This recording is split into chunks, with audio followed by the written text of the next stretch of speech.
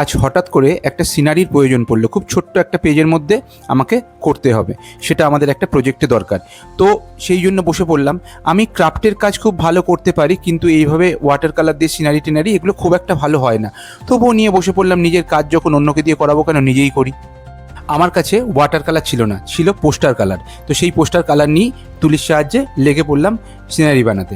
আগে থেকে পেন্সিল দিয়ে কোনো রকম ড্রয়িং করে নিলাম না, ডাইরেক্ট তুলি দিয়ে করতে শুরু করলাম, যা হয় দেখা যাক। একটা সাধারণ সিনারির মধ্যে, আর সেটা যদি গ্রাম্য হয়, তার মধ্যে কয়েকটা ঘর থাকবে, একটা গাছ থাকবে, একটা নীল আকাশ থাকবে, দূরের কিছু গাছপালা দেখা যাবে, ঝোপঝাড় দেখা যাবে, সামনে একটু জমি, এইগুলোই আর কি, এর থেকে বেশি কিছু নয়। ঘরগুলোকে মাটির কালার করার চেষ্টা করলাম, কারণ গ্রাম্য সিনারিতে মাটির ঘরটাকেই দেখতে ভালো লাগে। আর গাছের জন্য হলুদ সবুজ বিভিন্ন রকম রং ব্যবহার করলাম, যেরকম গাছগুলোকে দেখতে লাগে দূর থেকে।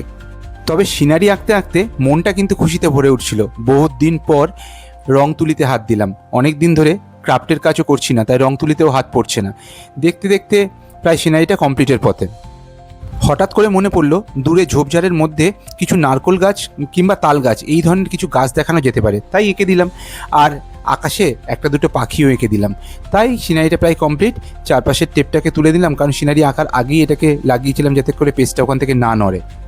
এবার সিনারিটা আমার কমপ্লিট হয়ে গেছে, তোমাদের সামনে দেখাচ্ছি। হাসবে না কিন্তু, সত্যি করে বলবে কেমন হয়েছে আমার এই সিনারিটা। এখনকার মতো টাটা।